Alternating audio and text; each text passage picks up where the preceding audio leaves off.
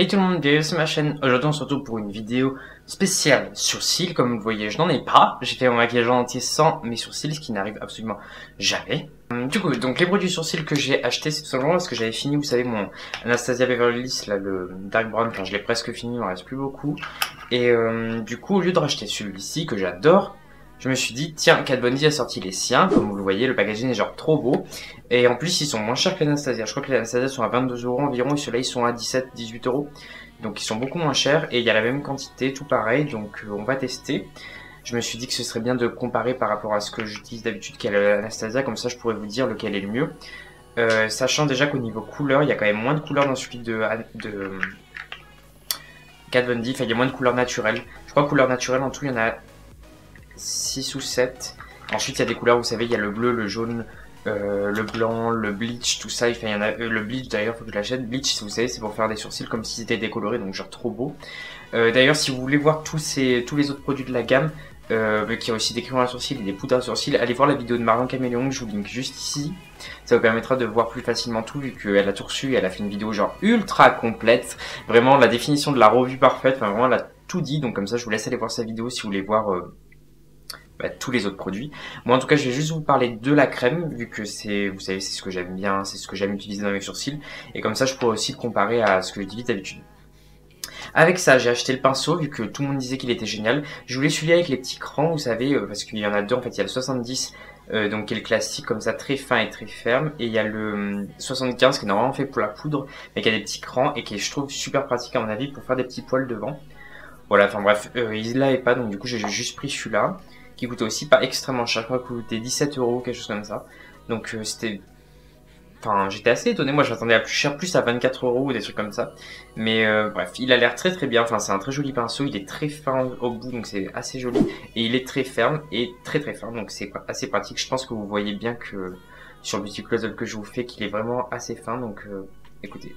J'espère qu'il sera assez, vu que moi vous savez que je veux que ce soit très fin pour le devant. Donc on va tester ça tout de suite. Ok, donc voici ma tête up close, comme on dit. Donc c'est parti, mais écoutez, on va y aller tout de suite. Donc je pense que ça va faire comme tous les autres, comme celui d'Anastasia, etc. Quand vous l'ouvrez, il est souvent très crémeux. Et il sèche un peu avec le temps. Donc là, on va voir ça. Ouais, ça m'a l'air très très crémeux. Bon, écoutez, let's go pour le sourcil.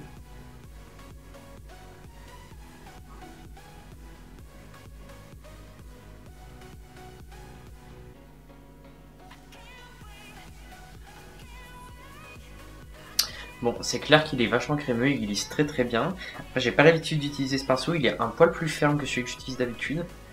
Je pense que ça va juste être une habitude à prendre.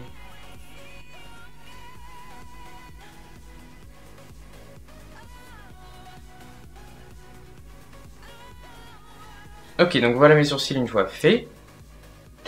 Donc honnêtement, c'était quand même plus compliqué que ce que j'avais l'habitude. Donc j'ai fait sourcil avec mon autre pinceau, celui que j'utilise d'habitude.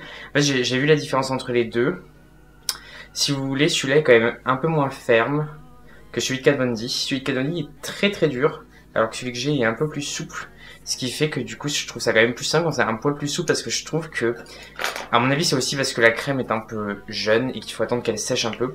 Donc je vais les laisser sécher un peu et je reviendrai vous le dire, parce qu'en fait, avec un pinceau si ferme et une pâte si... elle est pas très sèche.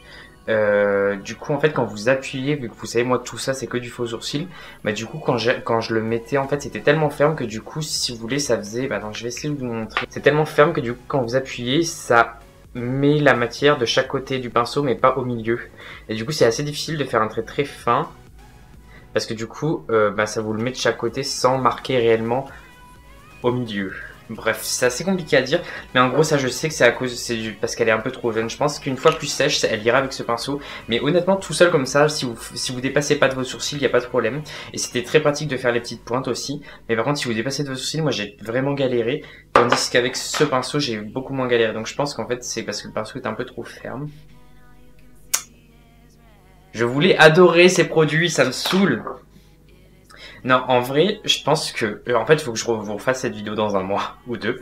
Quand ça aura un peu séché, je pense que ce sera très très bien. Bah là, je l'ai ouvert et j'ai pas fini mon autre pot de Anastasia, donc je vais finir l'autre pot d'Anastasia. J'espère qu'il aura un peu séché. Comme ça, ce sera un peu plus ferme et du moins quand j'appuierai, ça va pas disperser la matière et ça marquera plus facilement. Après, je pense que ce pinceau est vraiment très bien dans le sens où vraiment j'arrive mieux à faire mes petites poils de devant qu'avec l'autre pinceau. Donc voilà, je pense qu'en fait c'est juste une question de temps qu'il faut attendre un peu. C'est comme toujours le Anastasia, quand vous l'ouvrez c'est pareil, il est très très fluide, enfin très crémeux.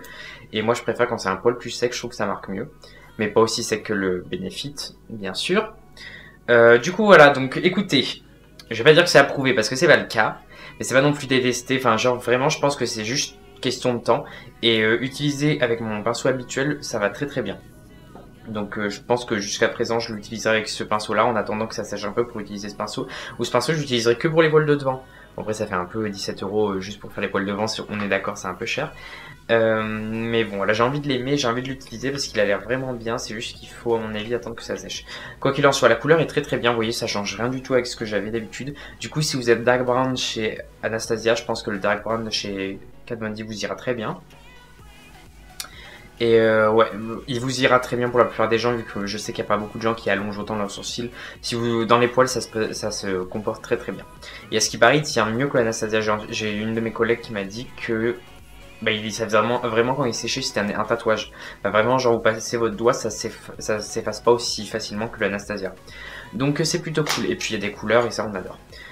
Quoi qu'il en soit, j'espère que bah, du coup ça vous plaira et que vous aurez envie au moins de voir un petit peu à quoi ça ressemble, parce que pour le prix ça vaut quand même le coup. Est-ce que j'ai tout dit?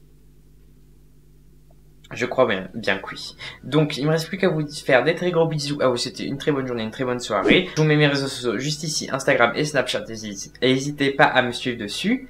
Et hier j'ai fait un live YouTube pour la première fois de ma vie, c'était vraiment trop cool. Donc je pense que j'en referai parce que c'était vraiment trop bien de vous voir. Genre on était genre 160, 180, c'était vraiment trop cool.